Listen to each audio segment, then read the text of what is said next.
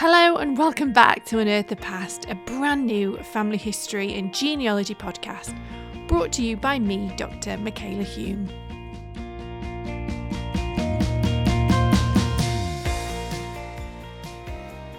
So this week I am joined by the man, the myth, the legend, my fellow DNA journey expert.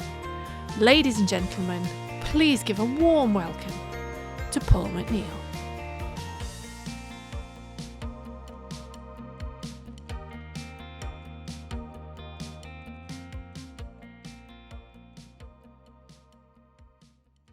Now, before we actually get into today's episode, I'd like to just do a little shameless plug.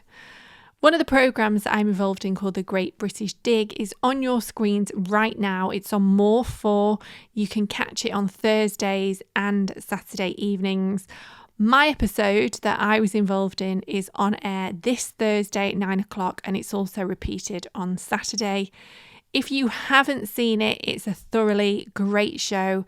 It's hosted by Hugh Dennis and also a fabulous team of archaeologists. So if you get a chance, check it out. So on with the show. This week, it's all about the census. Let's go.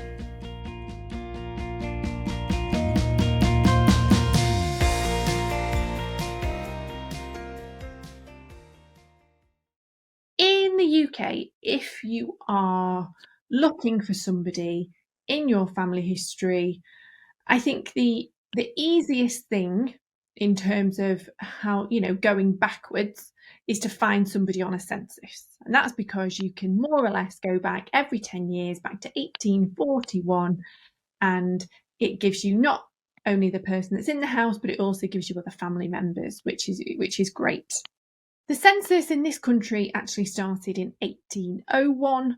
However, those early censuses are more like a head count and they're not really that useful for genealogists. I get asked all the time. In fact, I give a lecture on the census at the University of Birmingham, which is where I'm based, and my students always say, so why do we have a census? So we have had censuses and head counts, forms of head counts going right the way back to Doomsday Book or the 100 Rolls. And it's often been a form of taxation. So if you know how many people are in the country and how much land they own, you know how much to tax them. However, when we get to 1801 and we get this, what we think of as the modern census, it's slightly different. So what people were concerned about during this time is that the population was growing really rapidly and that there wouldn't be enough food to feed the population, which was a real concern for people at the time. We are always at war at this point. So in every war, you need to find out who is in the country, who could fight, where can you get money from to pay for the war. So that's really kind of why this census comes about in 1801. It changes as you go throughout history, dependent upon what the government is trying to find out. So last week, Krista Cowan was on, she was talking about the Canadian census, saying, look, they were trying to find out if people had a radio. It's not that they were nosy and wanted to know what form of entertainment people had in their homes. It was so if they needed to do a national address, they knew who would be hearing that. So, Paul, if we start with the 1841 census, something that I didn't know actually when I first started looking at this census is to do with the ages. And that's the ages being round down. I had no idea this was even a thing. So I think when I first started my genealogy all those years ago, when I saw those ages, I had no idea somebody had tampered with them. I literally thought that was somebody's age. Yeah, I mean, they tend to go in 5s and 10s. So you'd see it, it's less of a problem for the older people in there. You have to take the ages with a pinch of salt. And I would guess that people didn't know their ages either, Officially, it's only people over the age of 15 whose ages are altered. But we know, as you will know when you do your own research, if you're listening to this, that was not always the case. But if you were 29, for example, on the census, it would say you were 25. So not only did people not know their ages were also rounded down if you were over the age of. How useful has that 1841 census, Paul, been in your research? Because that is really, isn't it? It's if we're going back in time, that's the last census then before I'm more or less relying on parish records and there's other records, but predominantly parish records. Well, yeah, and that's the watershed. That's the first time generally you get several points of reference in one record. You get a parish record and of a baptism, and you find out the mother's first name and surname, but not her maiden name. You find out the father's name and first name and surname, and that's about it. You might find a bit about their address, you might not. In the early parish records, you probably won't find what they did for a living. You might do if you're really lucky. It depends on the vicar what he wants to write down. You might find out if the child was born out of wedlock or not. It might say baseborn, or it might say bastard, or it might say natural child, or whatever. But that's about it. But there's very few cross-reference points. Whereas when we come to 1841 and the census, you've got where they're living, you've got some kind of an address. It may not be accurate. If it's for a village, they'll just say the street in the village, but you know roughly where they are to within a few miles. You've got the names of all the people in the families and relative ages, not always accurate, but relative ages. But then you start to find out what these people did for a living. You don't find out exactly where they were born. You find out if they were born in the county or not, which is important if people are moving around. So it's another point of reference. All of a sudden, you've got multiple points of reference. Not only that, you can say, have I got the right family? Well, I know there were 3 brothers of working age at this time, and I know they lived around about this village. So you find one called John. So what you do, you then go through the rest of the census for that village, and it might only be a few pages, and you find his brother Patrick. And then you find his brother Michael. And all the ages are slightly out, but they're all ag labs, or they're all woodsmen, or they're all, millers, or whatever it might be. And you start to say, okay, this looks right. And if you do that and you look at a village, you can suddenly say, well, they got a slightly unusual name. Who else in that village has got that name? And you find these 60 and 70-year-olds living on their own. It's like, okay, is that an aunt? Is that an uncle? Is that a mum, a dad? Who is that? And it gives you other clues. And it could be it can be a rabbit hole. You can go off in all different directions, but you can look at a whole village for the first time really easily and start to pull all these threads together to say, okay, what was going on there?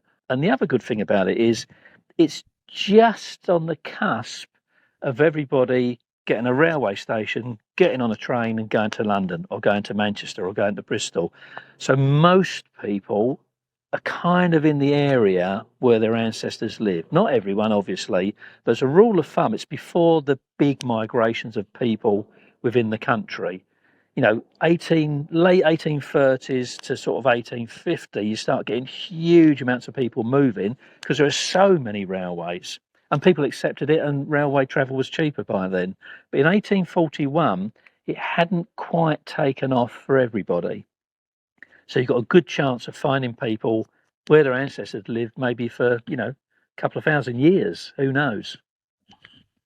I think it's worth bearing in mind as well that if your ancestor, like mine, couldn't read or write, it would be the local enumerator who was paid out the poor rate who would be filling in those forms.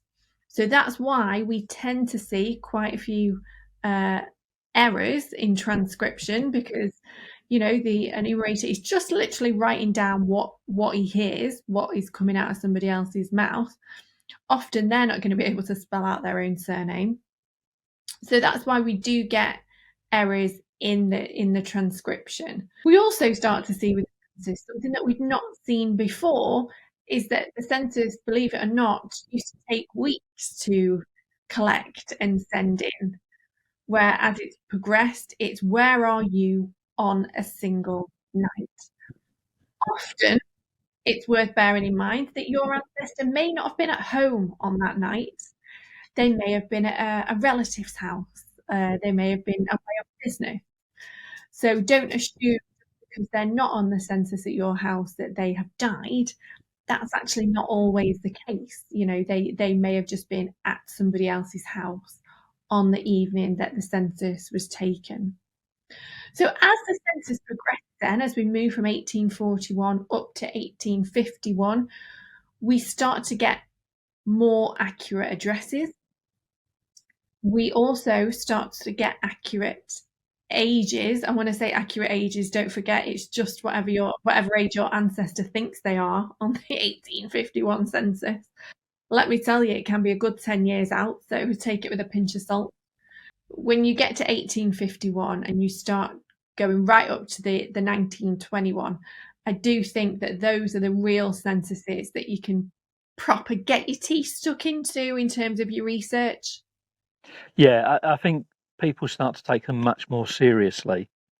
There's much more information in them. So you start to get where people were born. And some people would just put, a county down. Most people would put a town or a village. Some people actually put a street address down that they were born at. So there's a mine of information in there.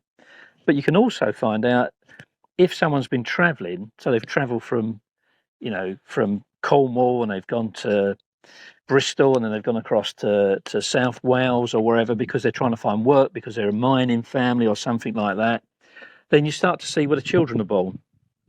And you can start to plot out every so many years, maybe 2 years, every 3 years, you can see where they've moved across the country. Really useful piece of information. For that 10-year period you've missed, you start to see things that fill in some of the blanks.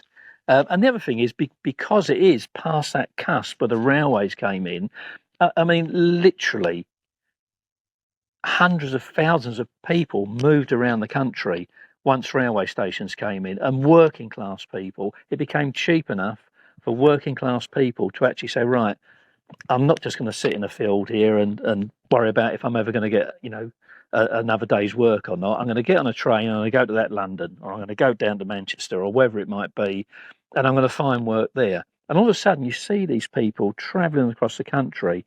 So yeah, I mean, the 1851 census is the first one, like you say, you can really get your teeth into. Lots of relatively accurate information, and it's at a time where people are moving, and you're starting to pick up on that. So it's fantastically useful, much more useful than the 1841 census from that perspective in terms of the information you get and the cross-referencing. The 1851 census, for those people who haven't checked it out yet, you get more information, as we've mentioned, on the 1851 than what you do on the 1841. So you get, for example, name of the street, place, road, name of the house. You also get name and surname of the person who lived in the house, and this was taken on the night of the 30th of March, 1851. So that's wherever you were on that evening. You also get, which is really useful, the relation to the head of the family. So that gives you some indication of who these people are, because they might not share the same surname. It might not be obvious if they're related or not. They might not be related. You also get that. You get the condition to marriage. So is this person married, single, are they widowed? You get the ages of both the males and the females. You get the rank and profession. You get where born. And you also find out if your ancestor had a disability. Also, your ancestor on the census can turn up in the most unusual of places. So not only can they be at different addresses, you may find them in prison. I found one of my ancestors in, quote, a lunatic asylum, which was great. So you can find your ancestors literally anywhere on the census, which I think is why it's so interesting. Once we sort of get, don't we, from 18, we can even say from 1851 up to 1901, there's little tweaks, but nothing major. Then the 1911 census drops, and it's like, oh my goodness, what do we have here? I remember when that came out. I think it came out, didn't it, a couple of years. So there's 100 years closure order on the census records. But I think it came out, was it about 2009? I think it came out. It I came remember out it slightly came out. early, yeah. Yeah, it did come out, didn't it, before 2011, which was when it should come out. And I was like, my mind was blown, because for the first time I knew how many children my ancestor had had that I had just not found, because they had been born and they died in between the census records. So they were just completely missing off my family trees. Did you enjoy it as much as I enjoyed it, or is it just me? Yeah, well, I think every census, when you see them drop, I've seen them drop since the first time they digitised one, the 1881 census. Remember that coming out? You'd get it on a CD if you were lucky, or Yeah. on a floppy disk on the front of a magazine, and you'd put in one county at Yeah. a time. So all of them are good because they all open up a new perspective on things. 1911 is particularly good because it groups the families together, and it's one of the first times you see their actual handwriting, because sometimes you see more and more. So there's a few nuances as we come up to the 1911 census. 1861 has a lot of gaps in it because towns like London, Manchester, Birmingham, wherever, there's a lot of slum clearance. A lot of people were being pushed out of areas and crowded into other areas, and crime went through the roof. So enumerators would leave out whole streets. When I was tracing the Cray twins family tree, when we got to the 1861 census, it was so inaccurate because they were scared to go down some roads. They were going out with a policeman, but they still wouldn't go down. Whole streets and courtyards are missed out. And they were kind of almost making things up and just writing any names in. So I could see families that I knew should be there, but the names were slightly wrong and the ages were wrong. It's almost like the guy just wanted to get out as quickly as he could because he was scared of what was going to happen. So you see social consequences showing up by mistakes and things that are missing from the census. It starts to give you a view of what's happening in certain parts of the country. 1871, the 1870 Schools Act came in, so children had to go to school. So in the 1871 census, you suddenly see all these kids that are not working anymore at 12 years old or 10 years old. They're all scholars, i.e. school children. And it's the first time you see lots and lots and lots of working class kids who are down as scholars. Not only that, you start to see the parents starting to lie about their ages, because if they could say they were over 12 or over 14 or whatever, they could let them work. So when the guy came round, an official looking guy, started taking the ages down, they'd stick a few years on because a kid would be working in a builder's yard or doing this or helping his dad. So they'd say they were older than they were, so that it didn't look like they were doing anything illegal by taking them out of school early. So there are lots of things like that going on. Again, 1911 is great because you've got so much more information. That the point about how many children have you had as a couple? When did you get married? So how many years have you been married? Brilliant. So if you can't find the marriage, they're supposed to have got married on a certain date. And even if they didn't get married, when they met roughly, because it'd be the year before the eldest child was born. But they would give you that on there, and they've had certain children that didn't make it. And some families would be clear, and they'd have 10 children that will be alive. Others you'd see like 15 children, and 8 of them died, and you think, what did they go through? And I mentioned this when we did the Find My Past podcast a couple of weeks ago. I mentioned I've used the 1911 census because you can search it on Find My Past by address. Yeah. I put in all my addresses going back to 1841 in that census, so I can see what the house was like.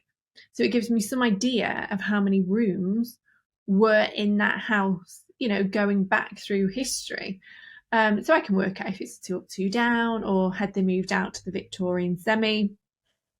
We spoke about social mobility earlier on in this podcast, but a lot of people, when the census first came out, especially middle class people, tended to live, and working class people, where they worked. But generally, if you owned a shop, if you were middle class and you owned a shop in the centre of Manchester, you lived above your shop. Where you worked in Manchester, if you working class, you live near the mill in an ideal world. Also, you do get some idea from that census of nationality, where people are from. I was doing a bit of work last year on the census and looking at diversity in Manchester. And I was looking at people who'd come over here from Africa and what they were doing in Manchester. And, you know, I was looking at interpreters from Egypt, and some people had come over from Africa and were working on Salford docks. I was looking at, you know, how diverse was Manchester during the 1911 census. And again, that census was great for giving me that type of information. The other thing I like is when people write things on the census that they shouldn't. So it's very precise what you're meant to put on the census. And I was tracing the family recently, and basically a girl from the family married this guy, and you know, he tried his best, but he wasn't great at anything, and he had a fairly rough life, and so the family did as well. And they travelled up and down the country. He worked on the railways. So again, if you're a railway worker, depending on what your job is, you can be shipped across the country. You could end up in Hull. You could end up in, you know, somewhere in East Anglia when you know, started off in London. The next minute you're down in Kent or somewhere because you've gone to another railway company. And he was obviously failing in life. And there came a census where I couldn't find him. I couldn't find him for a number of years. But then I found a census entry for his wife on her own with the kids. And what she'd written in was, for marriage status, rather than single, married, or widow, I expect to see a W for widow. She wrote in deserted. And it's like, okay, now I know what's happened. He's not dead. He's probably changed his name. He's gone off. He's doing whatever. But the enumerator obviously had crossed it through because that's not the correct status. And they put M for married. But the fact she wrote that in, she wanted her to say, look, this is my status. I've been deserted. And this is like 1891, something like that. Straight away, that gave me the clue as to what was going on with that family.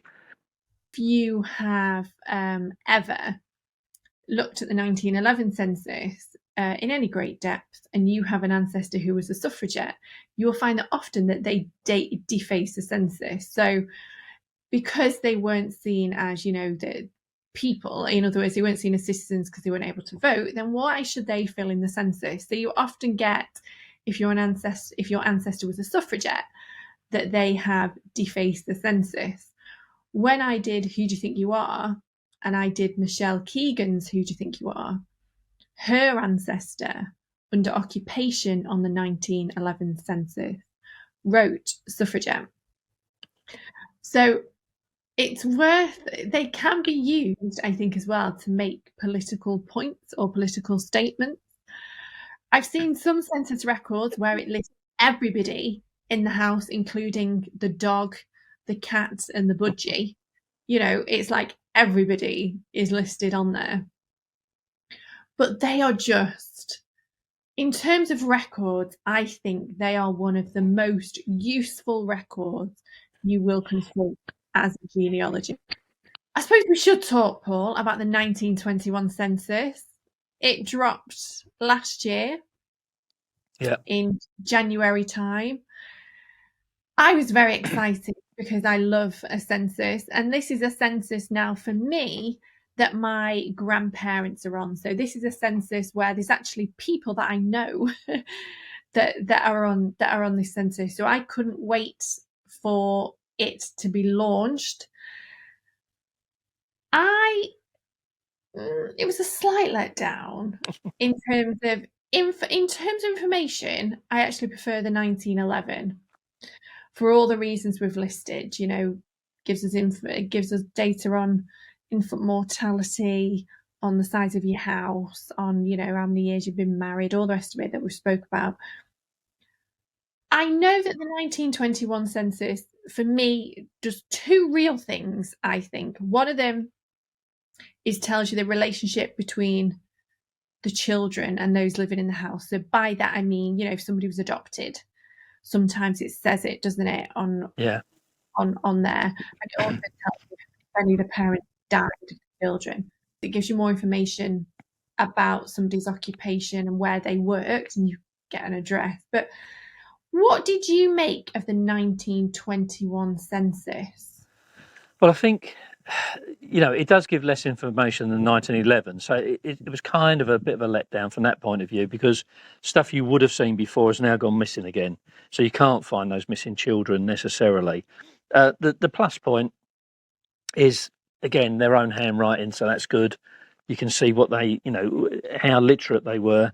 And also the name of employers. So they would say that they're I don't know, they're a bottler or a bottle washer. I had one today that I found, and it turns out that they were working in Fremlin's Brothers Brewery in Camberwell.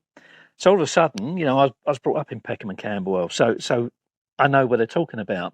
But then it takes you to they would have had to walk there, so that's a mile walk from where they live. So you start to understand bits about what their life was like, so you can start to infer things from that. So I like that, the fact that it gives you the name of the employer. I like the handwriting. It contains less data than the 1911 one. The thing I do like on it is that people don't realise, when they talk about the Depression, Great Depression and all this, and they think of the 1930s, if you look in, say, South Wales or even in South London, in the 1921 census, and you look at working class people, lots of them would say what they did for a living, but for probably one of the first times, generically, people were saying if they were out of work. So in previous censuses, people would say what they did for a living. They might say if they were unemployed or not, they might not. But in that one, the number of people that were out of work was astronomical. And often you find the main breadwinner, the father, would be out of work, and it would be teenage children that had, small jobs that must have been keeping the house running with money coming in because they were still employed, because they were cheaper to employ. So you start to see things like this coming out of it, which I think is, again, quite interesting. You start to see the social side of things that might be missed. He was a miner, but actually what you didn't know was he didn't have work in that year. So how long had he been out of work? Did they close the mine? Did they see him as, was he a striker that they didn't like? So they put him on a blacklist, because there was a lot of that going on. So you start to see a little bit of social comment, effectively, by what the people were writing there. I think I've found quite a few of my ancestors on that 1921 census. And I think, with the exception of one, they are all out of work. Yeah. They are, apart from the exception of one. Something else that I suppose is interesting about the 1921 that we've not spoke about is that for the first time, divorce is recognised. I mean, divorce was still relatively difficult to get at that time. It was still expensive. Not everybody could get divorced, but divorce is recognised on that census. And as we've already mentioned, we get more of an in-depth look into occupations and where people worked, where they were employed. Not a census in the strict sense of a census, right? But we're not going to have another census now, are we? It'll be 2051. So 2051, 52, yeah. So the 1931 census was destroyed in a fire. There was no census taken in 1941 because the war's on. So we're not going to have a census now for quite a while. However, we do have the 1939 register, which I really like. And I really like it for two reasons, Paul, right? The first is that I get an accurate-ish date of birth. I also get off that record if a person remarried after that record was taken, or if they were single and they got married or whatever. You also get the married names put on at a later date, which has been really useful. That's interesting, because that was because of the NHS coming in, and they had to register people for national insurance and all this kind of thing. So you see the red line cross through, don't you? And then the other name put above it, which is fantastic, especially for women. Perfect, because, often we always say you struggle with more recent records. So look, everybody's traceable and doable, but it's going to cost you quite a bit if you keep having to buy marriage certificates to see if that's your ancestor who got married, you know. However, with the 1939 register, if you are looking for a female and she did get married, if you have a look, often it's got a line crossed through whatever name's on it, the new surname is written, and sometimes it has a date of when that marriage took place or a year. So it can be really useful for that. So for those two reasons, I really like the 1939 register. What about you? Have you used that in your research? Yeah, again, it's an interesting time because it's just before the Second World War, but it's everybody knew there was going to be a war. This was going to happen. This was, you know, we were in the phony war, if you like. You know, it was going to happen, and that's why they carried it out. But that gives you two things that you wouldn't always get. One is, and this has come up just the other day. I'm in the middle of a big commission for a private customer, a lovely family, and the family moved up from the New Forest and moved up to London. But because it's hard to find people in the 1940s because it's quite difficult to get some of the army records and all this. But there's two things you can find in there. One is you can find people that have evacuated before the war. So suddenly you'll see people disappearing from South London and they're in Dorking, or they turn up in, Cornwall or somewhere like that. And you can bet your bottom dollar that if it's a wife with children, they're getting out of London because everybody saw what happened in Spain, where it got bombed by the, Franco's forces and the Germans, etc., and the Italians. And so they're getting out of London because they fully expect the Blitz to come. And they were right, it did come. So you suddenly start to see women and children moving out and not being where you expect to find them. And there's no reason in the census, but you can infer it. If they're suddenly at a place where you wouldn't expect it and there's no relations there, it's a good clue. The other is, if the men are missing and they're of military age, they're probably a soldier, sailor, airman, whatever. Because we expected to be invaded at some stage, they didn't say where the men were if they were in the military and where they were serving. So if they've disappeared again, if you see a hole, then that tells you something. Missing information tells you something. It's not no information, it's still information. So if the man's missing and you know where he should be, he's probably signed up. So you've got a good chance of maybe then to start looking for, Commonwealth war graves or other records for them in World War II. The 1939 register is really the last census type document we've got. However, you can still move to the present. There's a couple of things that I use. So one of them is the Electoral Register. The Electoral Register is online. Oh, just one thing actually, before I talk a bit about the Electoral Register, just going back to the 1939 while I've remembered.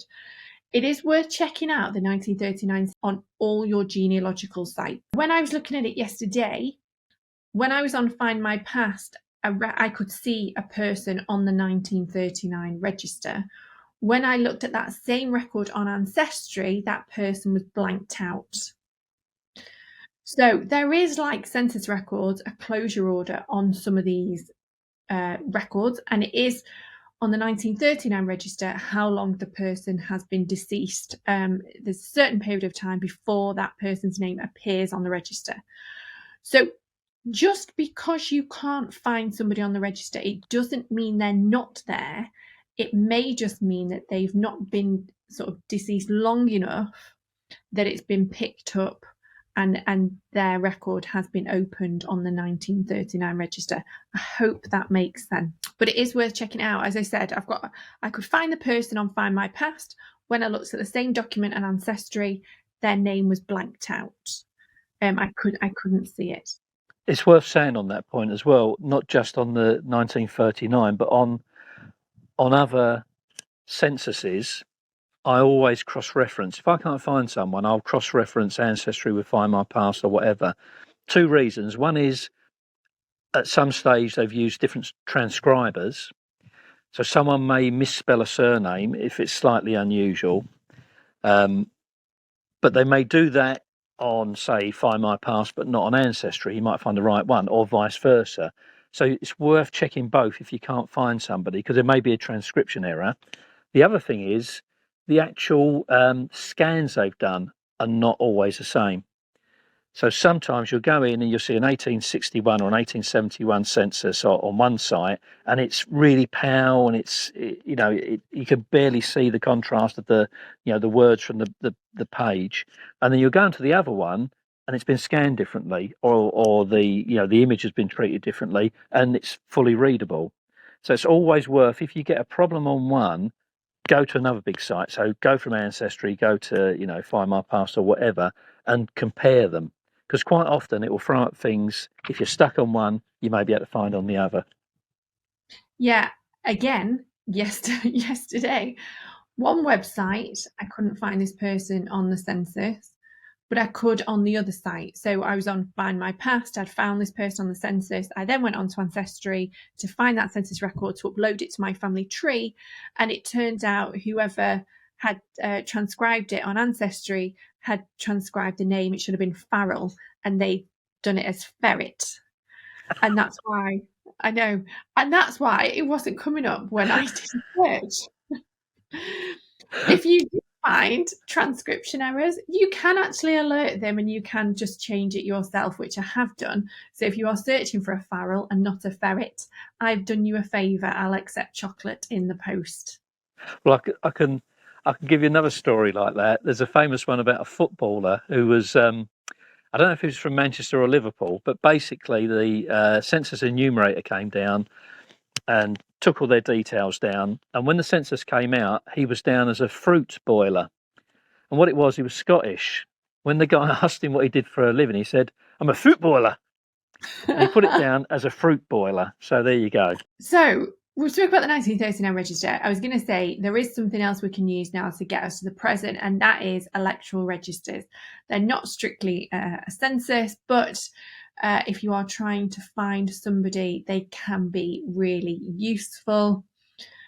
They are pretty much up to date. I think you can go up to 2022, if my memory serves me correctly.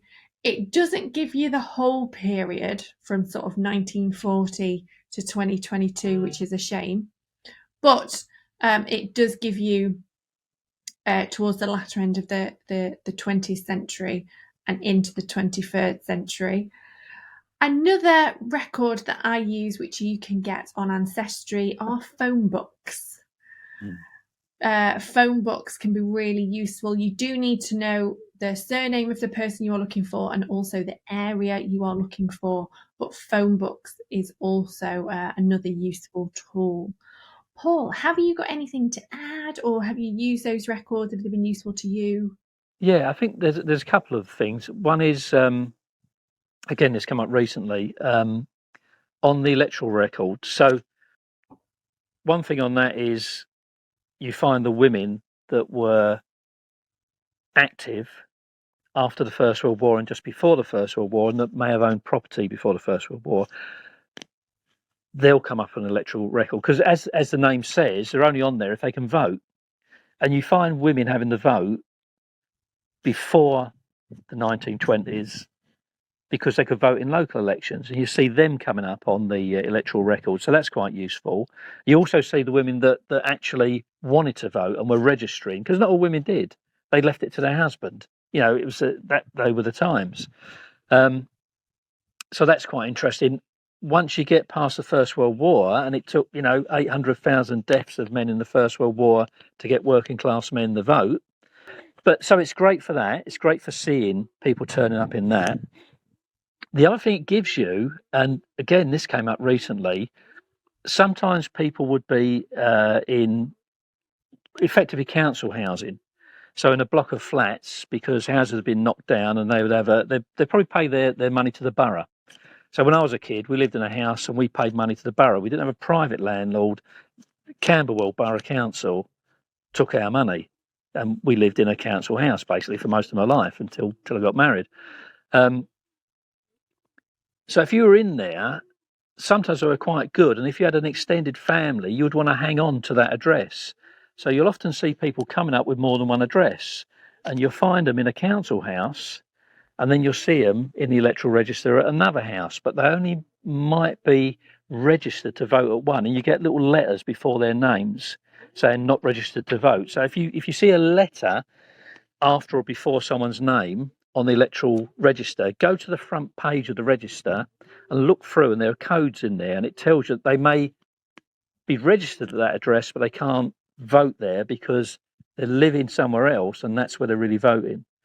So I've seen people that lived in Clapham and they had this council house, but it was the family home for like 30 years. But then the children made good, but they used to let you stay in the council houses. You know, you could almost pass them down through the family at one time. And some of the children made good. The parents died. They kept the council house going, but then they moved out and they had this other house, and then their kids would move in. So there was a lot of that kind of moving of chess pieces about going on. So it can sometimes show you where people are in more than one place, or they appear to be. So you look up the letters to see if they could actually vote there or not. And if they couldn't, then you know, actually, they're probably not living there. And the other thing I like is 192.com. So 192.com is good because it gets lots of information from lots of different places, from, you know, telephone directories, from, you know, electoral records and this kind of thing. And they're all in one place and they're all modern, and it gives you a rough idea for the age of people, not an accurate one, but a rough one to within a few years. And it will give you a family snapshot of who's living at that address, or it will show you if they got lodgers and this kind of thing. So when I'm trying to trace living people, I will often use 192.com. You've got to pay for it. So it don't come cheap. You're going to have to pay to get this information, but you can track people down and you can suddenly see where they stopped living somewhere, and then there's another family in there. So it's quite good for that kind of thing. I found a guy that had died, and he was a relation of someone, and by finding out when he stopped living in an address, I then, just by luck, found an in memoriam for him, a funeral home. So I could track down exactly what happened to him. But it was all because of 192.com made it very easy to find his movements. So that's another modern source, which I think is quite useful, but it's not cheap. I might check that out. I've never actually used 192.com. I know I've mentioned more recent online electoral registers. There are electoral registers that do fill in that gap from World War II up to the end of the 20th century, but most of those, for where I live in the Northwest, are still with the local archives or records office. In the case of somebody that I was looking at the other day, they're in the local library. They're big old books, so you're not able to search them by person, unfortunately. You can only search them by address. Nevertheless, they are really useful. But as I say, electoral registers are available, but you're just going to have to go along to the local records office or archives where you are researching. I think it's worth adding, we've spoken mainly about UK records, you know, and we've got probably the best census records in the world, without a doubt, and the most complete as well. Scotland's are good, England and Wales are good, Ireland are problematic. Most of those are gone. There are a few, sort of 1911, and a few fragments left. So there is a problem with Irish records. The other set of records that are very good are American records, because there's state censuses as well as national censuses, federal censuses. So you get both. And on some of them, if someone's got a farm, it'll tell you how many acres he's got and things like that. So there's some quite interesting information. I found some that told you how much the farm was worth, roughly. So this was around about the time of the Civil War. I was tracing a family for some people that were in America, and I could trace their family, and I worked out they were on a march of a Confederate rebel march through part of the north. So they would have been under siege in their little village where they lived, and because they had a farm, they probably had rebel soldiers billeted on them, you know, or at least they would have gone there to, you know, to take food and supplies and this kind of thing. So by telling that they had a farm and the size of the farm and what it was worth, it gave you all that information about their relative worth in that area and how they would have been affected by different things. So the American censuses, I think, are very good if you've got ancestors that went there or you've got ancestors in America. Paul, that is it for today. Now, I normally finish the podcast by getting you to tell me who from your family tree you would take for dinner and what would you cook, right? But because you've already shared that on a podcast we did a couple of weeks ago, who out of the trees you have researched would you like to go to the pub with? There is one obvious one. Go on. And that is when we did DNA Journey and we did the family tree of the Redknaps. So we did Flintoff and Redknap, and I found their ancestor. Actually, I found the ancestor and I found the story before the program was even made. And that's probably the reason I've got on the program in the first place, because I had this story about Jamie Redknap's ancestor who pulled off the biggest wages snatch in British history at the time in 1840. He got away with the equivalent of 2.5 million, and he got away with it. And he lived happily ever after. And all his family lived happily ever after. He was never caught, but I tracked him down and I know where he ended up.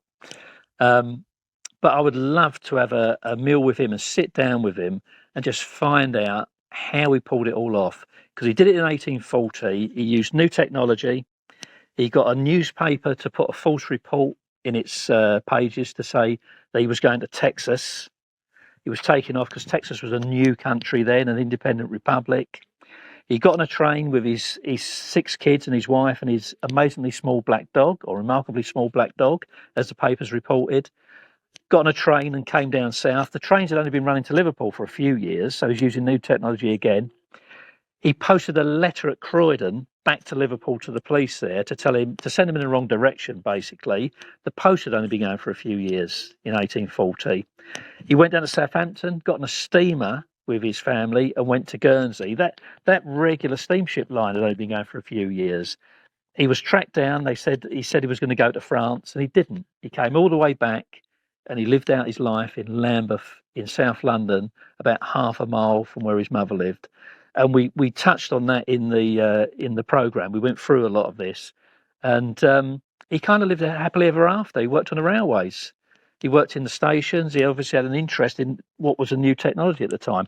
And I'd love to sit down and find out what made him do it, and did he think he was going to get away with it?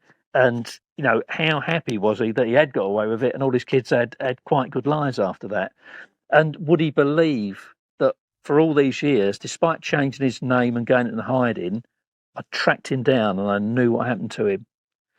So that would be, I would love that. I would love to talk to that guy. William Redknap. There you go.